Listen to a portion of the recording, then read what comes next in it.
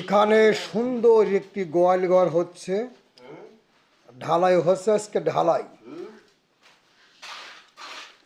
ঢালাই তলে কি দেওয়া রড, রড দিয়ে ঢালাই হচ্ছে। তা মনে হয় এভাবেই গোয়াল ঘরে ঢালাই দিলে পরে মনে হয় খুব সুন্দর হয় আমার জানা মতন। তা এখানে মিস্ত্রির সাথে একটু পরামর্শ করে দেখি মিস্ত্রি সাহেব কী বলে। এই মিস্ত্রি ভাই, এভাবে ঘর ঢালাই দিলে পরে কীরকম হয়? এভাবে ঘর ঢালাই দিলে সুন্দর হয়, মানে টেকসই বেশি দিন জিনিসটা টেকসই হয়। এইভাবে রডের উপরে গোয়াল ঘর ঢালাই দিলে পরে জিনিসটা টেকসই বেশি হয়। এই আমাদের কোনো ভয় থাকে না। বলতেছে। মিস্ত্রি ভাইয়ের নাম কি? মোহাম্মদ রিপন শেখ। রিপন শেখ। বাড়ি কোন জায়গা? বাড়ি হুলাইল। বাড়ি হোলাইল। রিপন শেখ আমাদের এই ঢালাই মিস্ত্রি। এই সুন্দর একটি কাজ করতেছে মিস্ত্রি।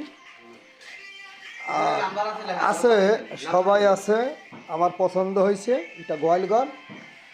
আর উপরে হলো টিভি স্ট্যান্ডের জন্য মাঝখানে সাইডে 5 ইঞ্চি বাই 2 ইঞ্চি, মাঝখানে 5.2 চওড়া, তারপরে 5.2 চওড়া, চাইকোনা একই অবস্থা।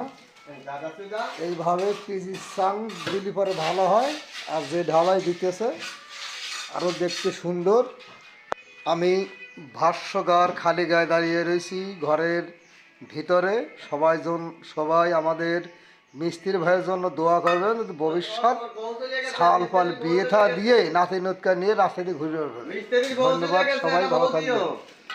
আবার এ বলতেছে মিস্ত্রির বউ চলে গেছে। না, মিস্ত্রির বউ যায় নাই, এসে সুন্দর কারিগর মিস্ত্রি, রাজার বাড়ির রাজমিস্ত্রি, উসমান ভাইয়ের ঘরের সেই মিস্ত্রি। ধন্যবাদ।